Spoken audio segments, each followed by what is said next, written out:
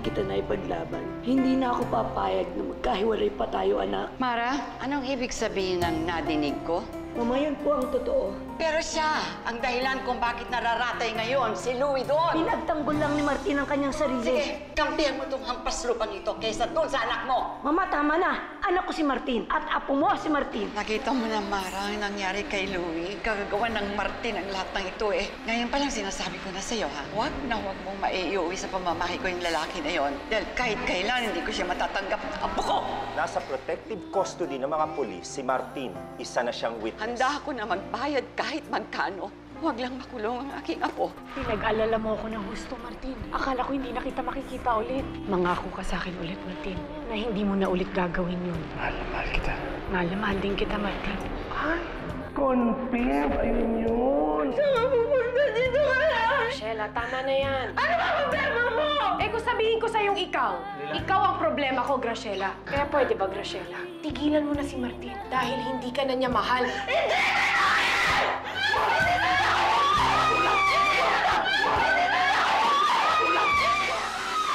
Tama na! Luciana! Huwag siya patulad ng Lani! Sabi mo! Hindi totoo yan, di ba? Hindi ako sinungaling, Graciela! Totoo ang mga sinasabi ko! Ikaw lang naman ang nag-iilusyon na mahal ka pa rin ni Martin.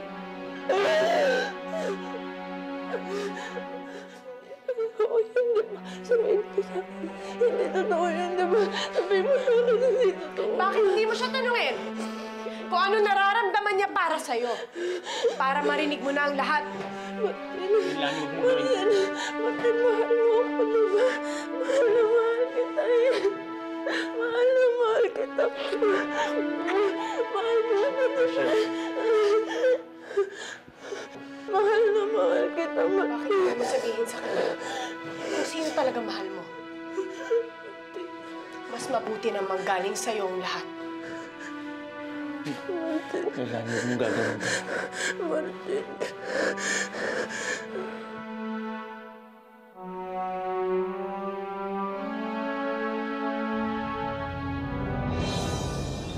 Sir, gandang araw po. Ito na po yung kape niyo. Thank you. Sige po, senyora. Alis na po ako. Si Roman, wala namang problema dito ito eh. Ma, gano'ng katagal pa ba ako rito? Inip na ako. Akala ko pa, gagawa niyo ng paraan. Di pa ba naayos? Kunting pasensya na lang, ha, Roman? Sabi ni attorney, malapit na eh. Nakaschedule na daw yung bail hearing mo. Inip na ako, Mama. Hindi ko gusto sa selda ko, hindi komportable. Lalong-lalo na kapag nakikita ko ang pagbumukha ni Amadeo araw-araw. Gusto ko nang lumabas. Kunting tiis na lang. Ginagawa namin ang lahat para maaga ka makalaya dito eh. Kailangan makalaya ka dito sa lalong madaling panahon. Bakit, Ma? May problema? Meron, Roman. Malaking problema. Bakit? Ano nangyayari, Mama? Si Louie, Oh, ang anak mo, nasa ospital. Kritikal ang kanyang kondisyon.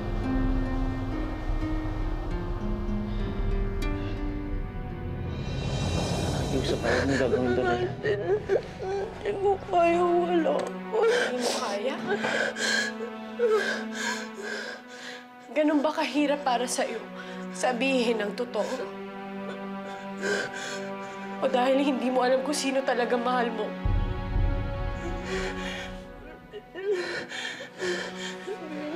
Totoo. Mahal na mahal kita. Mahal mo ako. Leilani! Leilani! Hindi ko alam. Hindi ko alam.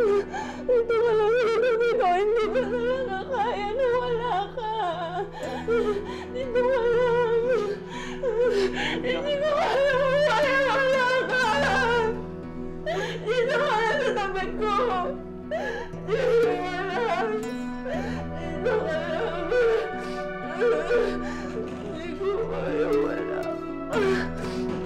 Mahal kita. Mahal na mahal kita.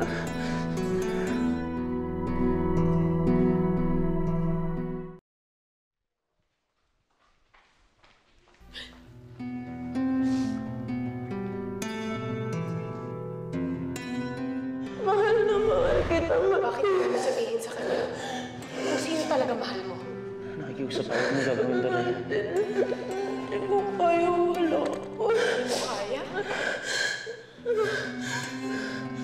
Ganun ba kahirap para sa'yo sabihin ang totoo? O dahil hindi mo alam kung sino talaga mahal mo?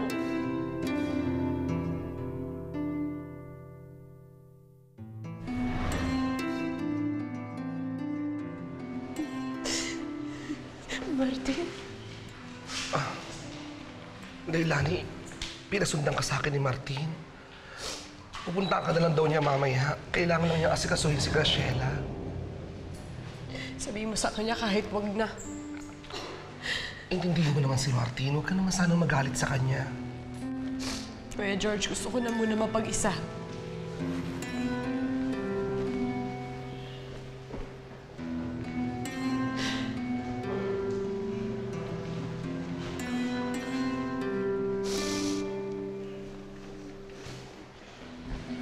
Leilani, salamat ligtas ka. Huwag ka umiiyak.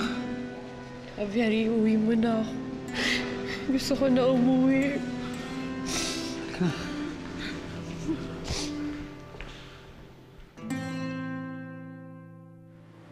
Martin?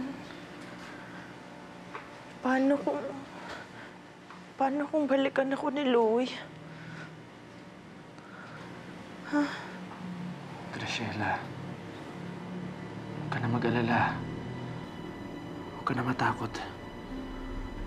Huwag mo na isipin si Louie dahil hindi ka na niya magagambala kahit kailan. Pangako mo sa akin na hindi mo ko iiwan. Huwag mo kong iwan. Oo, Graciela. Oo. Nangangako ako. Sige na, magpahinga ka na.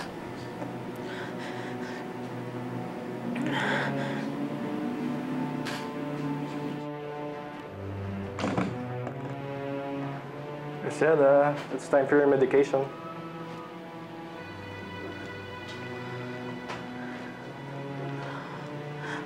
Ayoko niyan.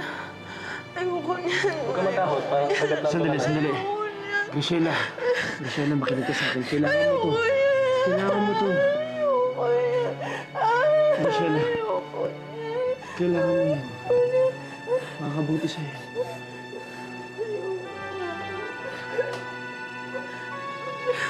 Dito ka.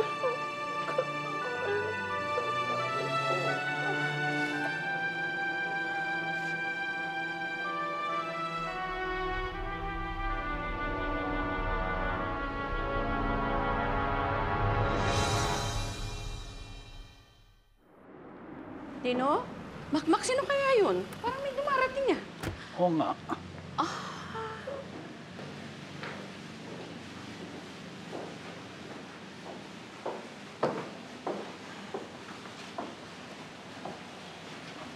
Leilani?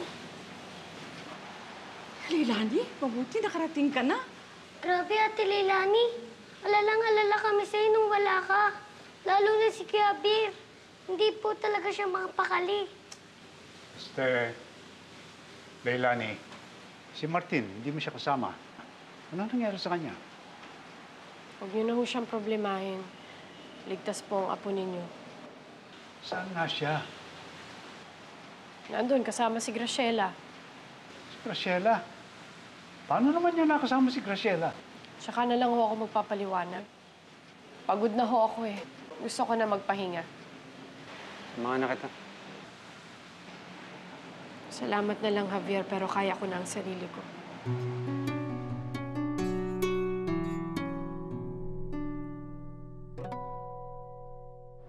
Dok, ano po nangyari kay Graciela? Alam niyo, Dok, hindi naman po siya ganyan noon eh. Parang ang laki ng pinagbago ng ugali niya ngayon. Palagi siya natatakot at iyak pa ng iyak. Base sa aking pagsusuri sa pasyente, meron siyang post-traumatic stress disorder. Ano yun, Dok? Isa itong severe anxiety disorder.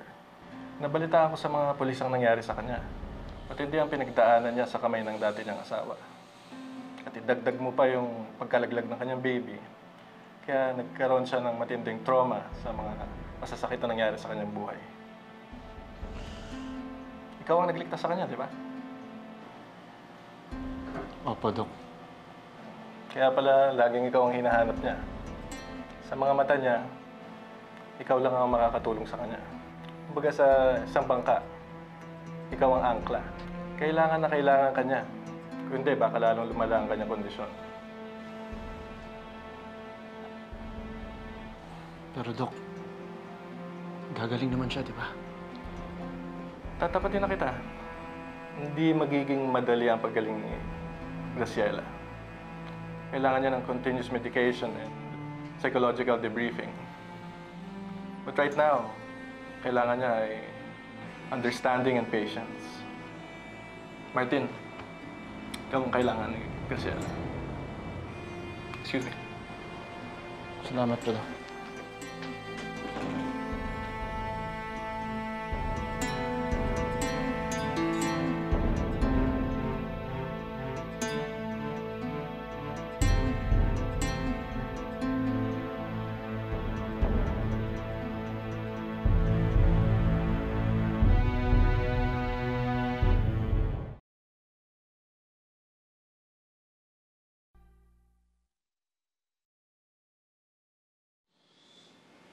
Mukhang nagdamdam talaga si Leilani sa nangyari kanina, Martin. Naiintindihan naman kita. Naiintindihan ko ang sitwasyon mo. Pero naiintindihan ko rin si Leilani. Siyempre, siya ang girlfriend mo. Gusto niyang malaman na una siya sa puso mo. Kuya George, alam ko naman yun eh. Hindi niyo na kailangan paalala sa akin. Pero hindi ko naman pwede iwan si Graciela ng basta-basta. Lalo na ngayon, tinan mo ilagay niya. Wala siyang ibang kakapitan. At si Leilani may ibang kakapitan? Kuya George, mas malakas naman si Leilani kaysa kay Graciela. Kaya dapat naiintindihan niya ang sitwasyon. Dapat naiintindihan niya ako. Hindi naman yan talaga ang tanong, Martin eh. Tapatin mo nga ako. Sino ba sa dalawang babae na yan ang mahal mo?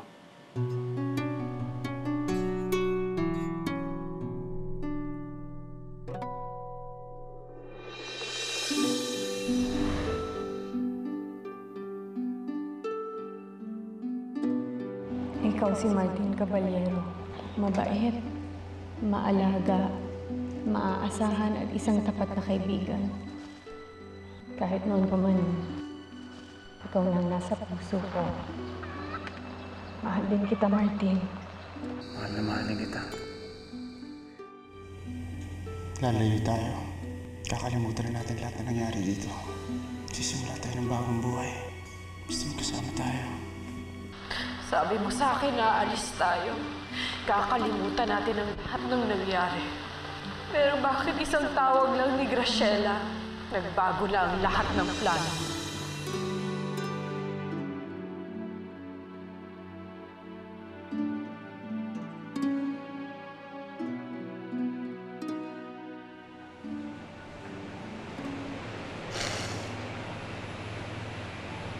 Leilani. Ito, dinala kita ng pagkain. Baka kasi gutom ka eh. Kailangan mo to para di ka magkasakit. Salamat. Salamat at nandiyan ka pa rin para sa akin. Kahit na... Alam ko na sasabihin mo. Alam mo, hindi naman importante sa akin kung tayo man o hindi.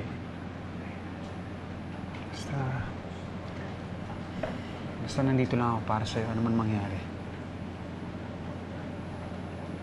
Ba't kang umiiyak? Wala. Dadala lang ako sa'yo. Napakabait mo kasi sa akin. Kung umiiyak, hindi ako makakalis dito kung hindi ka okay. Kailangan kong bumalik ng Maynila, Leilani. Dami kong commitment sa mga pasyente ko. Dami kong utang. Naiintindihan ko, Javier. Huwag mo na ako alalahanin.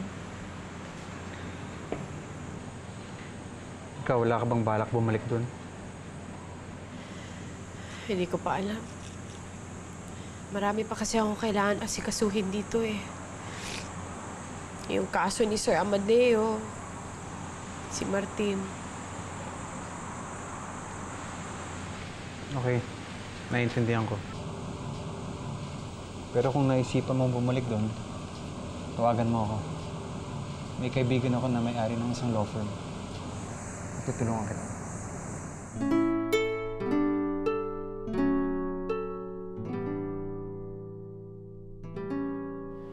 Si Leilani ang mahal ko. Sigurado ka?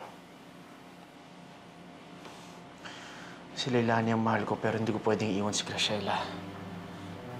Ang gulo naman ang sitwasyon mo.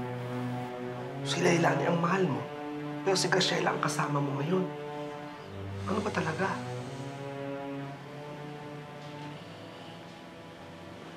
Kuya George, dito ka muna. Bantayan mo na mabuti si Graciela. Alis lang ako sandali. Sige, sige. Babalik din ako, ha?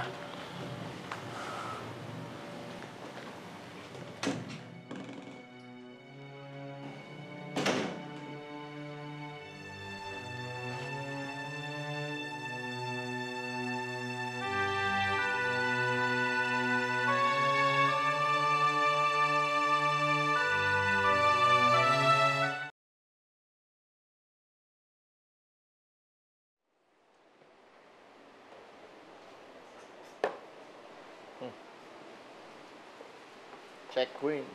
Amadeo, mag-usap tayo. Di ba't kinakausap mo na ako? Huwag kang pilosopo. Huwag ka rin tanga. Ano ba ang problema mo? Bakit gusto mo akong kausapin? Ha? Anong kinalaman mo sa nangyari sa anak ko? Ha? Anong pinagsasabi mo? Huwag kang magmamaang-maangan. Nakakoma ang anak ko ngayon dahil kay Martin. Kung may problema ka sa akin, ako kalabanin mo, hindi anak ko. Roman, baka nakakalimutan mong kamamatay din lang ni Wesley. Baka naman may kinalaman ka rin doon. At yung kay Martin, kung ano man ang diskarte niya, wala akong kinalaman doon. Hindi ako naniniwala sa'yo, Amadeo. Ginagamit mo si Martin para gantihan ako. Sino ba nagsabi sa'yo yung paniwalaan mo ko? Ha? Alam mo, bilib ako dyan kay Martin. Mahusay trumabaho. Sayang nga lang, hindi niya natuluyan si Louie. Tandaan mo to, Amadeo. Nandito ko sa teritoryo ko. Ako ang hari ng paradiso. Ha? Wag! Wag! Wag!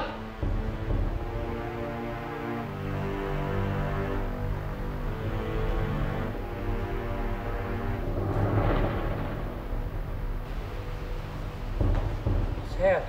Hindi pinapatulan niya. Talo ka na dapat eh. Another game. Positive eh. Positive.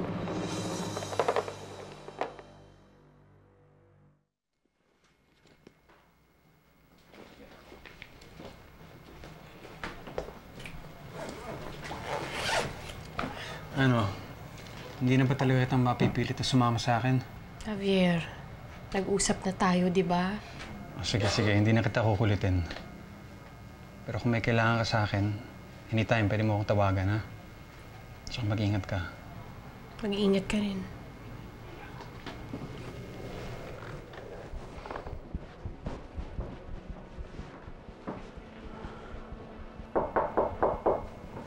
Martin. Anong ginagawa mo dito? Leilani, pwede ba tayo mag-usap? Wala na tayong dapat pang pag-usapan, Martin. Nagkaroon ka na ng pagkakataon mong magsalita kanina at pinili mong manahimik. Narinig ko na ang kailangan ko marinig sa'yo. Makakaalis ka na. Martin, narinig mo siya. Umalis ka na para wala ng gulo. Kung ikaw kaya umalis, importante sasabihin ko kay Leilani. Pare, umalis ka na. Ayaw nga niya eh. Tawa mo ako. Martin! Martin! Tama! Javier! Martin! Tama na yan! Tumigil na kayong dalawa! Tumigil na kayong dalawa! Tama na yan! Tigilan niyo na yan! Javier, sige na. Iwan mo na muna kami ni Martin.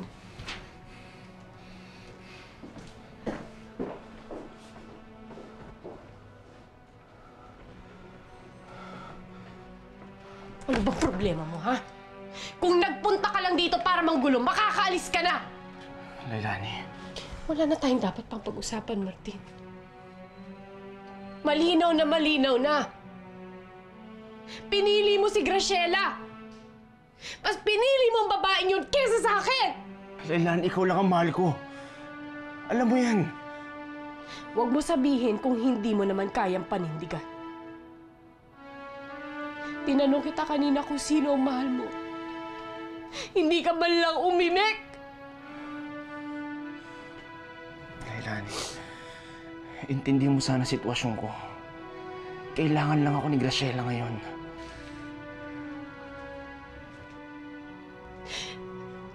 Ano naman ako? Kailangan din kita, Martin. Wala na akong mga magulang. Wala na rin si Kiefer.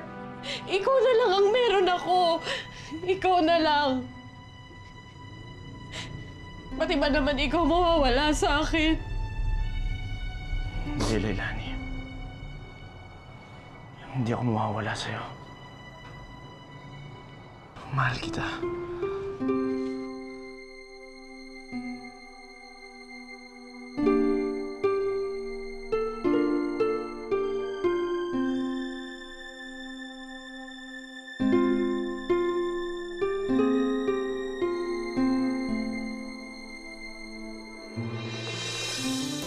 Talaga bang tuloy-tuloy na yung pag-uwi mo sa Maynila? Opo, dami ko pong pasyenteng naghihintay. Leilani, bakit dala-dala mo ang mga gamit mo? Sino ba talaga ang tinitibok ng puso mo? Kung mahal mo ang isang tao, mahal mo siya ng buo. 100% ibibigay mo lahat. Hindi pwede yung mahal mo si Leilani pero may pero. Yayabang naman ng mga yan. Bago-bago lang dito eh. Ikaw mag-alala, Manding. Kung ano yung bagal ng oras natin dito, yun naman ang bilis ng karma. Bakit to? Pinaplano na ba kayo? Sumay ka ba? Makaping ka? Kailangan natin mag-usap eh. Ako rin may sasabihin sa'yo. Magpapaalam na sana akong Martin. Babalik na ako sa Maynila.